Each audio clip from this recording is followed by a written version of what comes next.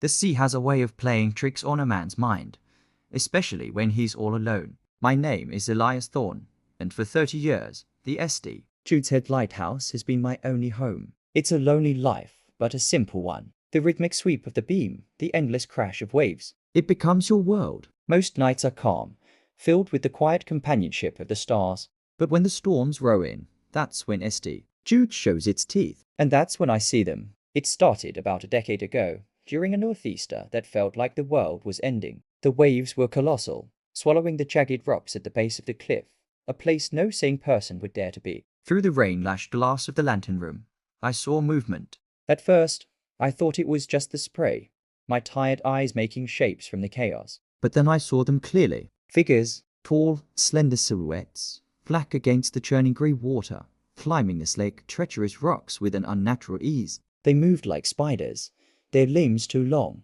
their motions too fluid for a human.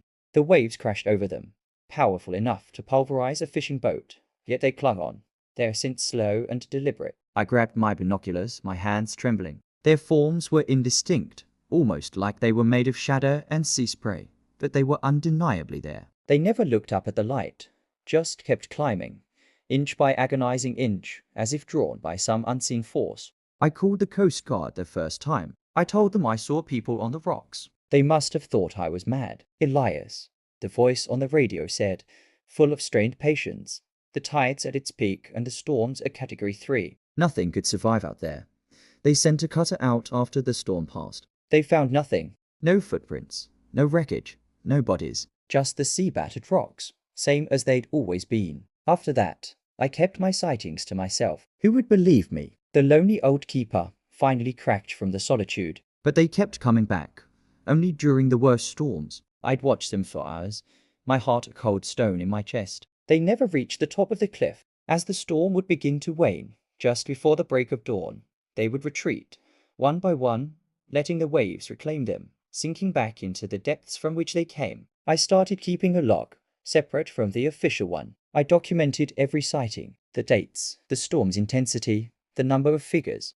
Sometimes there were 3, sometimes a dozen. Their movements were always the same, a slow, relentless climb towards a destination they never reached. I tried to convince myself it was a hallucination, a trick of the light against the rain. But the fear was too real. The feeling of being watched by something ancient and patient was too profound. One night, the storm was the worst I had ever seen. The wind howled like a banshee, and the lighthouse itself seemed to groan under the strain. I looked out, and the rocks were swarming with them, dozens, maybe more. And this time, something was different. One of them stopped climbing. It turned its head, slowly, deliberately, and looked straight up at me. I couldn't see a face, just a vague shape in the gloom, but I felt its gaze pierce through the glass, through my very soul. It was a look of cold, ancient hunger. In that moment, I understood. They weren't trying to climb the cliff to escape the sea. They were climbing to get to the light. They were climbing to get to me. I stumbled back from the window, my breath catching in my throat.